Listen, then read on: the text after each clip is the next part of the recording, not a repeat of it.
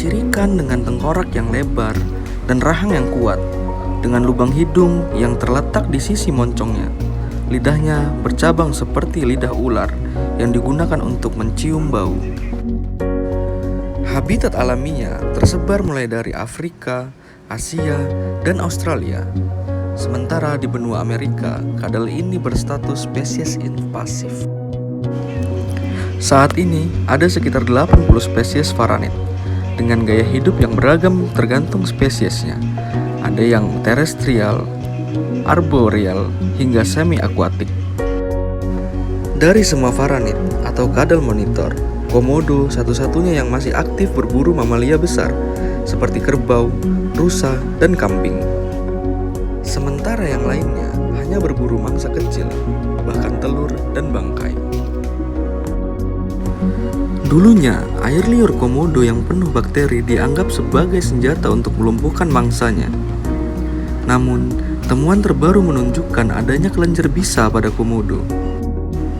Mayoritas dari varanid adalah karnivora atau pemakan daging, kecuali 3 spesies dari Filipina yang merupakan pemakan buah, yaitu kadal bitatawa, grace monitor, dan panay monitor.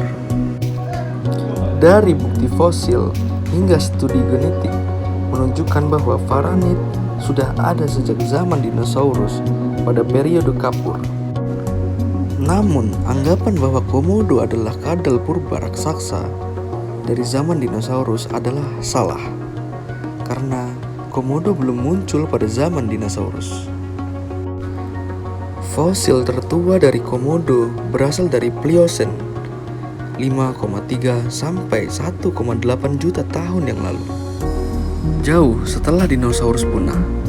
Dan ternyata varanid awal yang hidup pada periode Kapur justru adalah kadal berukuran kecil hingga sedang, seperti Ovogurvel yang merupakan salah satu varanid paling awal. Kedua, Ailosaurus oriens, dan ketiga, Telmasaurus grengeri, yang ketiganya berasal dari Mongolia. Adapun kadal besar dari zaman Kapur bukan berasal dari varanid, seperti Paleosaniwa.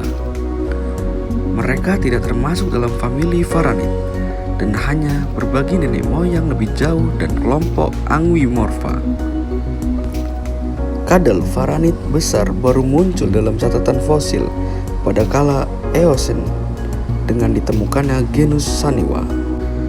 Memang mereka tidak sebesar komodo, tapi masih dapat dikategorikan